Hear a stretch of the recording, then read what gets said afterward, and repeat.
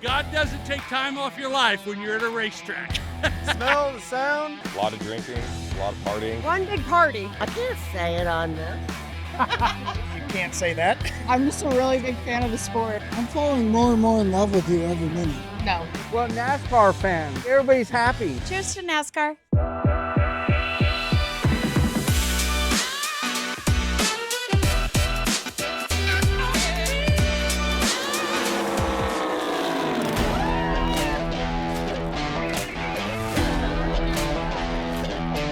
Before you watch, there's a very important disclaimer. Admittedly, this is the first time I've ever set foot at a NASCAR race. But don't mistake that with having never heard of NASCAR. Because if you're like me and you grew up in the US, then you know the simple equation. Football is the NFL, basketball is the NBA, and of course, racing is NASCAR. And while IndyCar and Formula One have caught my attention in recent years, their average race viewership in the States is less than half that of NASCAR. In fact, recent NASCAR viewership is actually down considerably from the 90s and 2000s. And so growing up in that time period, we'd regularly play with toy cars, watch racing movies, and hear the names of legends like Jeff Gordon and Dale Earnhardt. And while I've had the privilege of attending races from many other series, the closest I've gotten to a NASCAR race was a draft email to friends for a Talladega weekend. And unfortunately, we never made that one happen. All of this built up an immense fascination with NASCAR, wondering what it was like to meet these fans that I've heard so much about but had never truly seen. Go race fans. And then the opportunity came to go to the NASCAR Championship. Phoenix, Arizona has been the home of the NASCAR finale since 2020, an honor assumed from the Homestead Miami Speedway after an 18-year run. Every year, over 150,000 fans descend on this 1-mile dogleg to watch 4 distinct champions be crowned.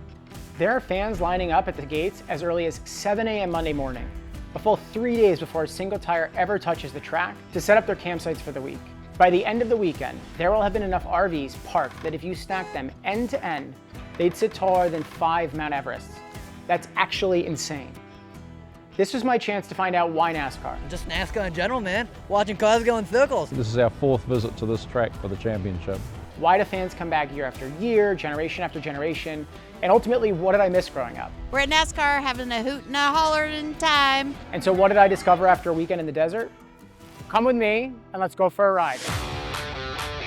We just have this whole setup. My old man, Brown Associates, did the building inspections at the Arizona Cardinals Stadium. That's how we got the stadium seating. And we bring everything out here and have a great time. We've got hot dogs, chili, a little something. Come on in. We call it Camp the Wreck Yard because we have a lot of scrap parts from vehicles that have wrecked here at this track. We've been coming out here since 1997. Just a big family tradition that we come out here and have a great time and watch racing, and a lot of drinking, a lot of partying. Sometimes we almost forget about there's racing. It's so much fun. The people are friendly. I've yet to find a fan that wasn't a wonderful human being. I've been to several IndyCar races this year. Okay. I've never been to the 500, but I love the IndyCar atmosphere. Right. It's my first NASCAR race. This is your first. This is my first one. All right. How does this compare to Indy and the Indy 500? IndyCar, there's no bumping. You're open wheel, so you're not rubbing each other. The one thing I love about NASCAR is that you can at least rub. I mean, rubbing is racing, you know. Never heard that phrase, but I like it. Rubbing is racing. So how many NASCAR races have you been to? Oh God. I've been here 2 times. I've been to the Brickyard at Indianapolis. Probably 6 or 7 times. I've been to Talladega, Pocono. What's your favorite one? I think Talladega was a lot of fun, and I think that was because of a lot of people. It's crazy in Alabama. The fans are just crazy. It's the South. It's Talladega. I mean, it really is the root of NASCAR. You know, this seems to be more subdued than Talladega. Favorite memory from any of the races that you've been to, or any? Some memories I would rather forget. No, this is a great experience here. You know, I love NASCAR. I love Indy. I love racing. I grew up in Iowa. That's what we did, dirt track race. And what do they say? Rubbing is racing. Rubbing is racing. I love that. If they weren't going to give me the full scoop on Talladega, how about what makes NASCAR special?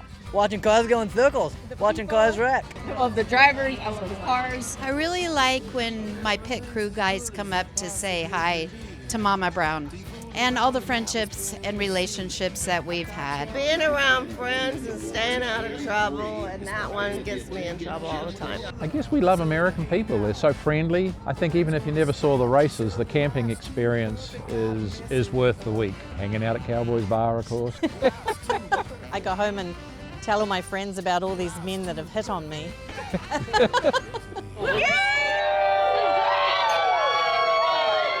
Dave Robertson. I go by Cowboy. Everybody knows me by Cowboy here. We've been in it for 21 years now. We started off with like a card table and a pop-up, and we turned it into the space we do. We enjoy doing it. My wife's more of a NASCAR fan than I am. She comes for the races. I come for the camping experience myself. That's what I found.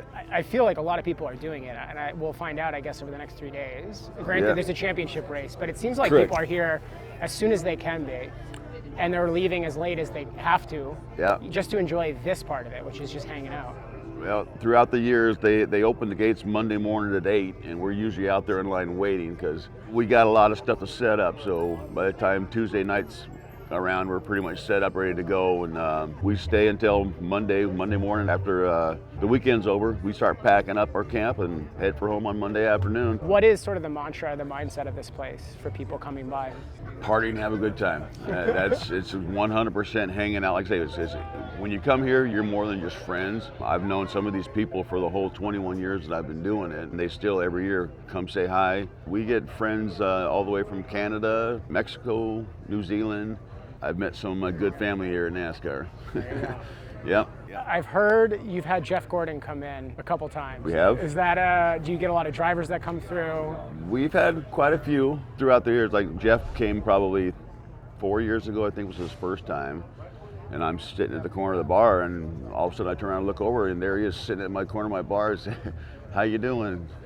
When he came, who freaked out more, you or your wife? The wife. The wife. We come behind the bar and take pictures with the fans and serve some drinks to the fans. That's awesome. When you get a legend like him to come into your camp and serve a drink behind the bar beside you, it's fun. It's memorable. Who makes a better Bloody Mary, you or him? Oh, I do. Oh. Yeah. That's the fighting words then. He was actually behind the bar making drinks for the patrons out here. That's what was cool. So some people can come up and say, hey, I was at a Camp Lesbian in NASCAR where Jeff Gordon made me a drink. Yeah. I can see everyone here has different merch. Who's your favorite driver? Christian Eckes, AJ Allmendinger, and William Byron. I cheer for Larson, and you didn't make it. I'm a Hendricks fan. Chase Elliott. I like Busher. Larson. He said Blaney. Who's actually in the championship? Doesn't matter. Chase is going to win. Can we tell you our grandson's name? Larson. What does that tell you? And our son is Anthony Joseph, which is what AJ Foyt's name is. And his son's Buddy Baker. Our other grandson is Colton, Colton Herter. So yeah, we have a problem. How long have you followed NASCAR for? Oh, since Jeff Gordon started. I was sitting in a bar, a restaurant, and we saw this guy come decorated, DuPont, but I asked him, are you a bass fisherman? Because I started getting into bass fisherman. So he goes, no, I do NASCAR. And then he took us to the hotel like 3 in the morning after we got done drinking. He took the car and started it up. It was loud. We had people come out and yell at him, turn that SO thing off, because it was loud. He took it out, he didn't care, So that's where I become a NASCAR fan, 35 years ago. That's hilarious. Yes. Can you say on record what happened that night? Well.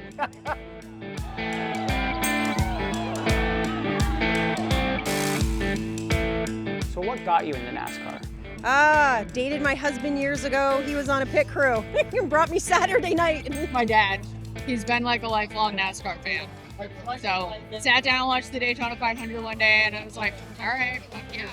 Also my dad, way back in the 80s. My husband had been to Indianapolis many, many times, and he was a NASCAR fan, and so they invited me here. We have a 4th generation that we have here, so once they have kids, I'm sure they're going to carry it on too. Mike Brown. Mike Brown. Scottsdale, Arizona. Okay. And been here for 35 years. Brought my father-in-law, my brother-in-law, and some family friends. And this used to be called the Trackside Club up here. When you started way back when, were you a fan of the sport? Or? Well, we were a fan of the sport, but then our son, who was 19 years old, finished up going to UTI. And they had a UTI NASCAR Institute in North Carolina. He excelled, and he got picked up by Roush in Charlotte during the All-Star race. And then watching him on TV when that was 2014, Road America, I think it was, or he jumped off there was a high wall, and he jumped off the wall and snapped his foot, fell down in front of moving traffic, got back up with a broken foot, threw his jack over his shoulder, ran the pit stop.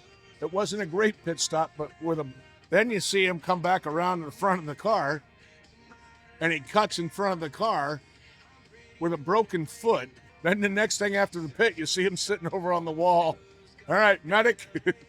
So we've probably hit 20 tracks over the years. We've had a ton of fun. The stories, the friendships. It's well, that's a long story. We're not going there. Oh, come on. No, You can't SWAT. do that. That's You all right. guys a SWAT team here?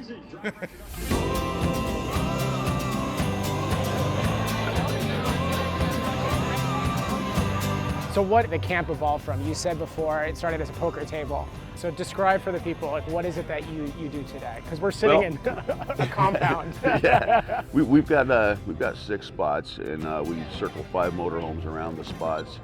And I do a nonprofit donation bar. The profits, the most of them, we do the pop top and stuff, go to help the kids out. We've helped Parker out. He was one of my first sponsors. That every gallon of pop tops we saved to him was worth money for the parents to stay at the hotel across the street from the hospital. And then our last sponsor, we helped them get a wheelchair and a wheelchair accessible van for his mother. It started off people bringing a handful or a gallon baggie full, and turned into last year. Last year I donated 75 gallons worth of pop tops to the Ronald McDonald's house. Do you know how much you've been able to donate over the 21 years? No, I wouldn't put a dollar sign on it. It's more of the helping part of it. When I sent Parker 25 gallons of pop tops, I mean, that's to him and his parents, that's $2,500. To me, it's just time and collecting pop tops. Yeah, well, it's more than that, because it's a chance at whatever the future holds. Yeah, that Parker was one of my favorite ones, because we probably had him for 5 years. And then one year, I get a postcard in the mail with him standing next to a big box of Pop Tops that I sent him in front of the hospital doors. Cowboys Bar, thank you for all the Pop Tops throughout the year. I'm now cancer-free. That's incredible. So that just yanks on your heart, and it makes you feel good that you can come hang out and party with your friends, but still do good for somebody else. I wasn't expecting that aspect of it, and I think it's pretty incredible. Like, to be able to say you helped cure a kid of cancer is a pretty incredible thing. I've never seen anything like it where people are doing this. We didn't cure him of cancer, but we helped his parents get through it easier and more comfortable. Well, I mean, it all feeds into the process, right? Correct. Like, you need to have a good heart, you need to have a good home, you need to have a support system. That's what you'll find in this NASCAR camping community is we're a lot of like-minded people. We all have good hearts, and we're going to welcome you right in. Yeah. Thank you for the time. I really problem. appreciate it. This is awesome. Okay. Yeah, we'll see you throughout the weekend. Sounds good. Come back later on when it's busy I and will, take some pictures. 100%. Yeah, it'll be. We'll get you making the Bloody Marys. There you go. It'll be hopping and popping at night once the sun goes down and all the hooligans come out. There you go. Every fan I met in Phoenix pointed me to Cowboy's Bar. Cowboy said that last year he donated 75 gallons of Pop Tops. To put that in perspective, it's nearly 240,000 of these. And that's really the perfect way to sum up my weekend at the NASCAR Championship. I came looking to discover why fans come back year after year, generation after generation, and it turns out the answer's simple. They're there for the community. Here are people coming together over a shared love of motorsports, looking to connect and to make lifelong friendships. And while I didn't get the chance to see the legendary Jeff Gordon out in the wild, and trust me, I went back to Cowboy Saloon every night hoping to spot him bartending, I did get to meet so many other legendary people that I hope you get the chance to meet at a future NASCAR race. All you need to do is walk up to one of the campsites and say hello. Cheers to NASCAR.